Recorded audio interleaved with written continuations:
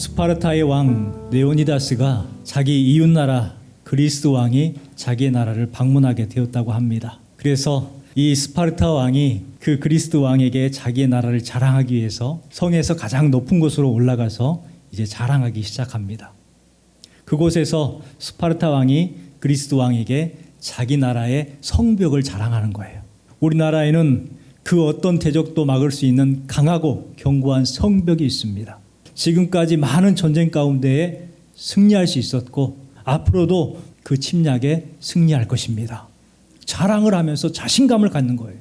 그리스 왕이 주변을 살펴봤는데 아무리 봐도 성벽이 보이질 않습니다. 스파르타 왕에게 이렇게 묻습니다. 왕이 그렇게 자랑하는 성벽이 어디 있습니까? 스파르타 왕은 저 멀리에서 훈련을 하고 있는 군사들을 향해서 저 군사 한 사람 한 사람이 이 나라를 지키는 성벽입니다. 이렇게 대답을 했대요. 한 사람 한 사람이 이 나라의 성벽이다. 그 한 사람 한 사람이 나라를 세우고 나라를 지켜낼 수 있는 원동력이 된다는 거예요. 교회도 마찬가지입니다. 큰 건물이 있다고 큰 교회가 되는 것은 아닙니다. 여러분, 어떤 교회가 좋은 교회, 어떤 교회가 큰 교회입니까? 한 사람 한 사람이 기도하고 함께 찬양하고 함께 말씀 나누고 함께 은혜를 받으면 비로소 큰 교회가 되고 영적인 힘이 있는 교회가 되는 거예요. 우리 교회가 이와 같은 큰 교회, 영적 힘이 있는 교회가 되기를 주님의 이름으로 소망합니다. 그렇기 때문에 여러분 한 사람 한 사람이 소중해요. 한 사람 한 사람이 은혜를 경험해야 교회가 큰 교회가 되고 힘이 있는 교회가 된다는 거예요. 이 영적인 힘을 사도행전 1장 8절에서는 권능이라고 말씀합니다. 오직 성령이 너희에게 임하시면 너희가 권능을 받고 예루살렘과 온 유대와 사마리아와 땅끝까지 이르러 내 증인이 되리라. 이게 권능이 바로 오늘 주신 말씀의 그 영적 능력을 말하는 거예요. 헬라어로는 두나미스라는 단어를 사용하죠. 사도행전 8장 13절 말씀에도 큰 능력이라고 이렇게 말씀이 되어 있습니다. 두나미스는 능력, 기적, 또 기이함, 유능함, 강력함 이와 같은 뜻으로 신약 성경에 무려 120번이 사용이 됩니다. 우리에게 이와 같은 두나미스의 능력과 두나미스의 권능이 필요하다는 거예요. 사도행전 8장 13절 말씀을 같이 읽어보겠습니다. 시몬도 믿고 세례를 받은 후에 전심으로 빌립을 따라다니며 그 나타나는 표적과 큰 능력을 보고 놀라니라. 여기에서 말하는 큰 능력이라는 것이 바로 사도행전 1장 8절 말씀에 나오는 권능과 같은 단어 두나미스를 사용합니다. 두나미스는요, 영적인 능력을 말해요. 회복시키는 능력, 변화시키고 위로하는 능력, 구원하는 능력을 말합니다. 그리고 예수님을 전하는 능력을 말하죠. 그런데 어떤 분들이 여러분도 이 이야기를 들었을 거예요. 두나미스는 다이너마이트와 어원이 같아가지고 파괴적인 능력, 힘을 가지고 있다. 파괴적인 힘이라고 이렇게 이야기를 설교를 들은 적도 있으실 거예요. 또 어떤 분들은요, 이 두나미스를 다이너스티라고 표현하기도 해요. 다이너스티, 권력, 권세, 권위를 말한다. 이와 같이 설명합니다. 이 단어들은 서로 연관성이 전혀 없습니다. 오히려 반대의 뜻을 가지고 있죠. 다이너마이트는 언제 생겨난 말이냐면 19세기 때 생겨납니다. 1세기 말이었던 두나미스와 19세기에 생겨난 다이너마이트라는 말이 똑같다고 이야기하는 그 자체가 이상하지 않으세요? 그런데 그렇구나. 성도들은 그렇게 이해를 합니다. 다이너스티는요, 왕이 백성들을 지배하는 통치, 권력을 말하는 거예요. 그러면 두나미스는 어떤 능력을 말하는가? 사도행전 8장 7절부터 8절까지 말씀을 같이 한번 읽어보겠습니다. 많은 사람에게 붙었던 더러운 귀신들이 크게 소리 지르며 나가고 또 많은 중풍병자와 못 걷는 사람이 나으니 그 성에 큰 기쁨이 있더라. 이와 같은 말씀이 기록되어 있어요. 여기에서 말씀에서 나온 것처럼 이 두나미스는 어떤 능력을 말하냐면 더러운 귀신을 쫓아내는 능력이요, 중풍병자나 못 걷는 사람들이, 병자들이 온전케 되는 능력을 말하는 거예요. 파괴하고 통치하는 힘이 아니라 자유하게 하고 회복시키고 기쁨을 주는, 꿈으로 하나님을 전하고 하나님을 경배하는 능력이 두나미스라는 거예요. 그러면 여러분, 다이너마이트와 두나미스는 같은 뜻이에요? 틀린 뜻이에요? 완전히 틀린 뜻이죠. 어떻게 파괴하고 죽이는 힘과 두나미스 살리고 자비하고 기쁨을 주는 것과 같다고 말할 수 있겠습니까? 여러분, 두나미스의 능력, 그 능력이 있어야 우리가 평안을 누리고 그 능력이 있어야 우리가 하나님의 뜻을 이루어 나갈 수가 있는 것입니다. 여기에 모이신 여러분들에게 두나미스의 평안과 능력이 함께 하시기를 주님의 이름으로 축원합니다. 오늘 말씀에는 두 가지 교훈을 담고 있어요. 첫 번째는요, 초대교회의 성장과 부흥의 원리가 무엇인가라는 것을 우리에게 교훈하고 있습니다. 우리 31절 말씀을 같이 읽어볼게요. 그리하여 온 유대와 갈릴리아와 사마리아 교회가 평안하여 든든히 서가고 주를 경외함과 성령의 위로로 진행하여 수가 더 많아지니라. 교회가 평안하여 든든히 서가고 주를 경외함과 성령의 위로로 수가 더 많아지니라. 이 말씀을 생각만 해도 마음이 좋아요. 우리 교회도 좀 저렇게 평안하여 든든히 서가고 주님을 경외하고 성령의 위로함을 통해서 성도들의 수가 더 많아졌으면 좋겠다. 하나님께서 원하시는 부흥의 원리가 이것이 아닐까요? 31절은 성장과 부흥의 원리를 두 가지로 설명합니다. 첫 번째는 뭐냐면 교회가 평안했기 때문이라는 거예요. 교회가 평안했다. 두 번째는요, 주님을 경외함으로 성령의 위로가 충만해서 교회가 성장했다라고 말씀하고 있어요.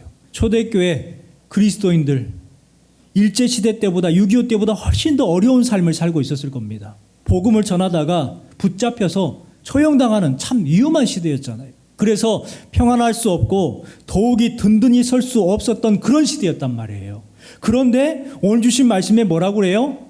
그리하여 온 교회가 평안하여 든든히 서가고 주를 경외함과 성령의 위로로 진행하여 수가 더 많아지니라. 그리하여 교회가 흩어지고 무너지고 없어졌다 이렇게 말해야 되는데 오히려 그리하여 온 교회가 성장했다는 거예요. 부흥했다는 거예요.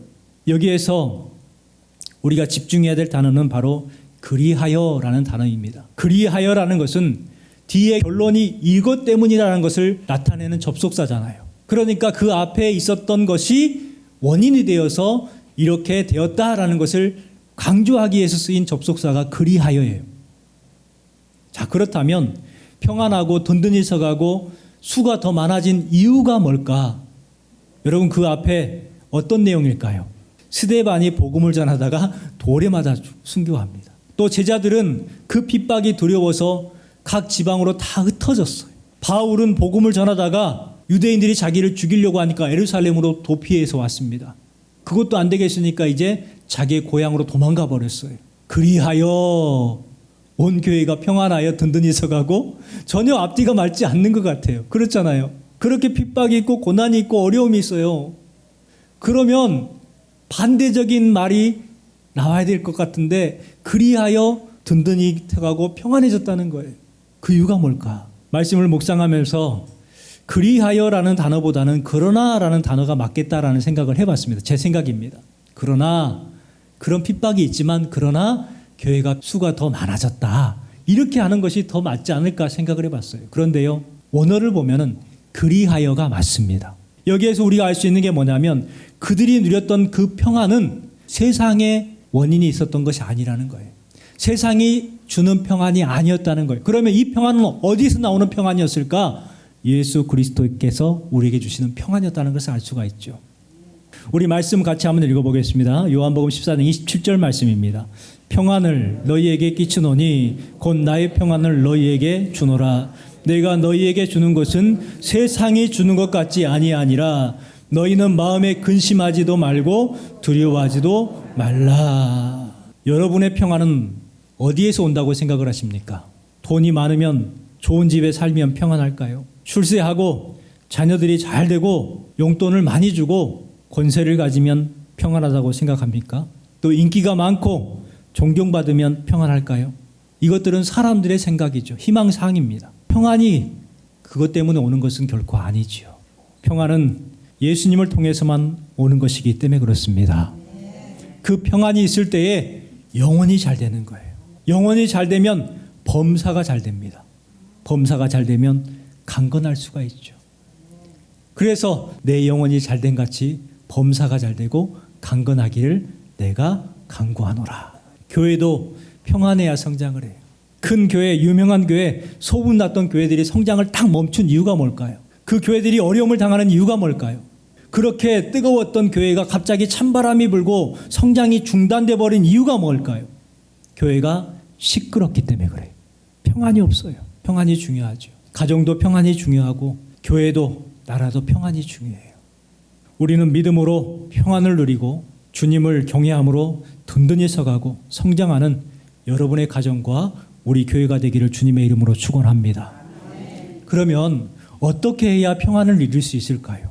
오늘 주신 말씀에 보면 평안을 이룰 수 있는 방법, 평안을 사모할 수 있는 마음이 기록되어 있습니다. 첫 번째는 뭐냐면요, 궁일한 마음이 있을 때에 평안을 이룰 수가 있습니다. 우리 32절, 33절 말씀 읽겠습니다. 그때에 베드로가 사방으로 두루다니다가 루다에 사는 성도들에게도 내려갔더니 거기서 애니아라는 사람을 만나매 그는 중풍병으로 침상 위에 누운 자의 8해라. 루다라는 도시입니다. 이 루다라는 곳으로 베드로가 갔다는 거예요. 내려갔다 이렇게 표현이 되어 있는데, 루다라는 곳은 어떤 곳이냐면 큰 도시가 아니라 작은 시골 마을이에요. 그 시골 마을에 애니아라는 사람이 있습니다. 그 애니아라는 사람은 중풍병에 걸려서 누워있는 사람이죠. 몇 년 동안 누워있다고 말합니까? 8년을 누워있다고 하죠. 8해. 그러면 베드로의 입장에서는 큰 마을로 가야 되고 높은 사람을 만나야 더 좋은 거예요. 루다라는 작은 마을로 가서 8년 동안 누워있는 애니아를 만났어요. 그 이유가 뭘까요? 베드로의 마음 가운데에 궁율의 마음이 있었기 때문이 아닌가 생각을 해봅니다. 궁율의 마음이 없으면요, 그런 곳을 가지도 않고 그런 사람을 만나지도 않아요. 궁율의 마음이 있는 사람은 그렇게 할 수 있어요. 평안을 얻으려면 바로 이 궁율의 마음이 있어야 돼요. 내가 챙기고 내가 나서려고 하고 내가 높아지려고 하고 내가 커지려고 하면 평안해집니까? 평안이 깨집니까? 평안이 깨지는 거예요. 내가 좀 물러나주고 내가 좀 참아주면 그때 뭐가 이루어지는 거예요? 평안이 이루어지는 거예요. 그런데 현대를 살아가고 있는 우리들이 이러지 못하잖아요. 내가 높아지려고 하고 남이 나를 챙겨주기를 원하고 그러다 보니까 평안해지지를 못하는 거예요. 평안이 깨지는 거예요. 궁일의 마음이 중요한 때가 아닌가 생각을 해봅니다. 최근 화제가 됐던 사건이 있었어요. 인천 장발장이라는 그러한 사건이 있었는데, 인천에 있는 한 마트에서 34살 된 아빠와 초등학생 아들과 함께 물건을 훔칩니다. 사과 6개, 우유 2팩. CC카메라에 찍혔고 결국 발각되어서 잡혔습니다. 경찰에 신고를 했어요. 아빠는 연신 미안하다면서 고개를 숙였습니다. 그리고 왜 물건을 훔치게 되었는지 이야기를 하는데, 자신이 당뇨병과 갑상선 질환으로 일할 수 없어서 6개월째 수입이 없었고 돈이 없어서 굶주리고 있는 어머니와 2 아들을 먹이기 위해서 물건을 훔치게 되었다라고 이야기를 합니다. 이 남자의 사연을 듣고 마트 사장님은 경찰에게 이 남자를 처벌하지 않겠다라고 했고요. 그 도둑에게 쌀과 생활용품을 싸서 주었습니다. 경찰은 아무것도 먹지 못했다는 말에 울먹이면서 식당에 가서 밥을 사 먹입니다. 그렇게 식당에서 밥을 먹이고 있는데 어떤 사람이 다가오더니 봉투를 식탁 위에다 놓고 가는 거예요. 봉투를 열어보니까 20만 원이 들어있어요. 또 뉴스에 그 소식을 듣고 지역 주민들이 마트에 찾아와서 돕고 싶다고 연락처를 달래요. 그런데 개인정보기 때문에 줄 수 없다 하니까 물건을 잔뜩 사다가 결제를 해가지고 그 사람한테 꼭 전해달라고 부탁을 하고 가더랍니다. 이런 이야기를 들으면서 사람들의 반응은 이렇습니다. 우리가 사는 세상이 아직 살만하구나. 사실 법대로 하면은요, 불쌍하지만 도둑질을 했기 때문에 이 아빠와 아들은 처벌을 받아야 돼요. 흔히들 말하는 정의는 그래요. 그런데 웬일인지 아무도 그들의 죄를 묻지 않습니다. 오히려 음식을 싸주고 친절을 베풀어주죠. 도둑을 잡으러 왔던 경찰조차도 임무에 충실하지 않았어요. 오히려 요즘 밥 못 먹는 사람이 어딨냐고 하면서 식당에 데려가서 밥을 사줘요. 또 그것을 보고 있던 사람이 전혀 모르는 사람에게 큰 돈 20만 원을 아낌없이 내어놓을 줄 아는, 이름도 밝히지 않고 떠나요. 여러분, 우리가 거기서 알 수 있는 것처럼 그들은 옳은 일을 하기보다는 궁율의 마음으로 배려를 했다는 것을 알 수가 있습니다. 그 도둑질한 사람이 복을 받은 사람이 되었죠. 이렇게 말이 안 되는 상황을 우리는 은혜라고 말을 합니다. 죄인인데 용서함 받고 복을 받았다. 이것은 저와 여러분에게 주시는 복과 동일합니다. 우리가 죄인인데 예수님으로부터 그와 같은 긍휼히 여기심을 받음을 통해서 오히려 복이 있는 사람이 되었고 구원을 얻게 되었습니다. 그러면 우리에게 필요한 게 뭘까요? 긍휼의 마음이 필요하죠. 분명한 것은 정의와 공의는 바로 세워져야 돼요. 하지만 그 정의와 공의 안에 오늘 주신 말씀처럼 궁일의 마음으로 실천한다면 비로소 평안이 찾아오게 될 줄 믿습니다. 여러분 삶 가운데에 궁일한 마음이 항상 함께 하시고 우리 교회 안에 궁일의 마음이 가득한 그러한 교회가 되기를 주님의 이름으로 소망합니다. 예수님을 통해서만 평안을 이룰 수가 있습니다. 중풍병자였던 애니야를 만납니다. 이 애니야의 뜻이 뭘까요? 애니야의 뜻은 칭찬받는 자입니다. 칭찬받는 자인데 중풍 때문에 움직이지 못하는 병자가 되었다는 거예요. 그의 인생이 이름과는 정반대의 지금 상황인 거예요. 칭찬받는 자가 아니라 가족들에게 원망 듣는 8년 동안 그렇게 누워있으니 얼마나 가족들이 힘겨웠겠어요. 자신은 또 어떻습니까? 아무것도 할 수 없이 누워만 있어야 되는 자신의 모습에 많은 눈물을 흘렸을 겁니다. 그때 베드로가 찾아옵니다. 그리고 고쳐주죠. 베드로가 그 애니야를 고쳐준 방법이 매우 중요합니다. 우리 말씀 보세요. 34절 말씀에 보니까 베드로가 이르되 애니야야 예수 그리스도께서 너를 낫게 하시니. 베드로는 내가 너를 낫게 하겠다, 내가 너를 고쳐주겠다라고 말하잖아요. 예수님께서 너를 낫게 하실지 모른다라고 하잖아요. 확신에 차서 예수 그리스도께서 너를 낫게 하시니 라고 말씀하죠. 이건 절대적인 믿음과 신앙입니다. 여러분 우리도 이와 같은 믿음이 필요합니다. 이와 같은 신앙이 필요합니다.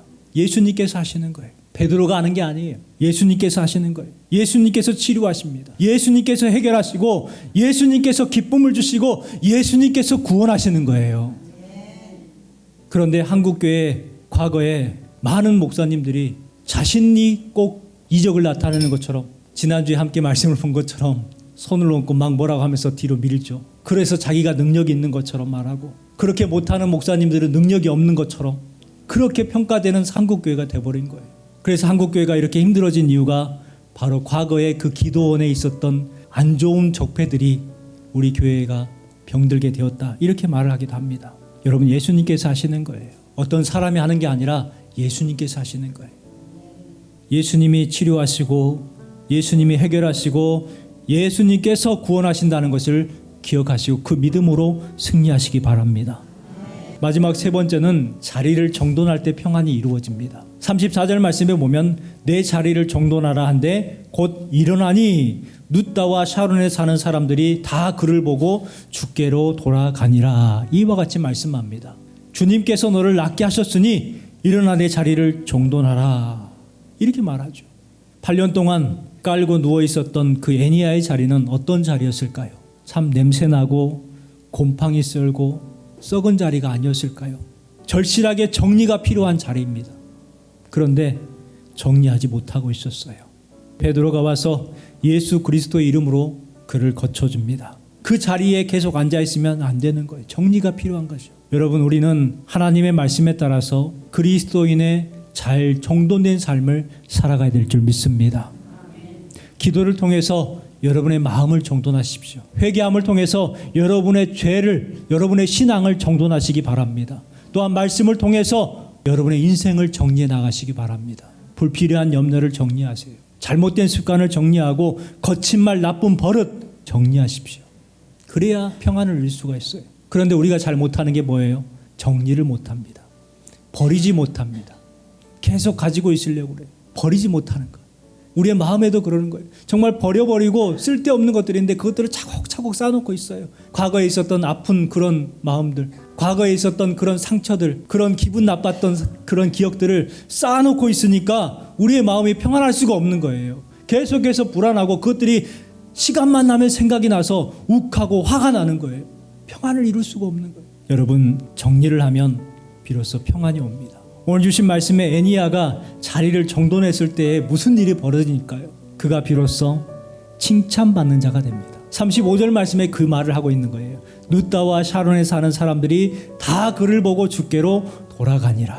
그때는 칭찬받는 자가 아니었습니다. 저 사람은 아이고 불쌍한 사람이었죠. 천하에 저렇게 불쌍한 사람이 어디 있어요? 차라리 죽는 거 낫지. 누워서 아무것도 하지 못하고 사람들이 여겼을 거예요. 그런데 그가 자리를 정돈하니까 갑자기 사람들이 어떻게 해요? 룻다와 샤론에 사는 사람들이 다 그를 보고 놀란 거예요. 와, 그리고 주께로 돌아가니라. 여러분, 애니야의 자리가 정돈이 되었기 때문에 많은 사람들이 예수님을 믿게 되었고 소문이 두루 퍼지게 되었다는 거예요. 볼품없던 그 중풍병자가 자리를 정돈했을 뿐인데 그 안에 어떤 능력이 나타나요? 바로 두나미스의 능력이 나타났다는 거예요. 두나미스의 부흥의 역사가 나타났다는 거예요. 삶의 자리만 잘 정돈해도 우리 주변의 구원의 역사가 나타나게 되는 것입니다. 여러분의 삶 가운데에도 두나미스의 평안이 임하시고 두나미스의 부흥이 임하시길 바랍니다. 예수님이 주시는 평안을 누리시고 세상 것들을 정리함을 통해서 여러분의 가정 가운데에 두나미스의 평안이 가득하고 우리 교회에도 두나미스의 부흥이 일어나기를 주님의 이름으로 축원합니다.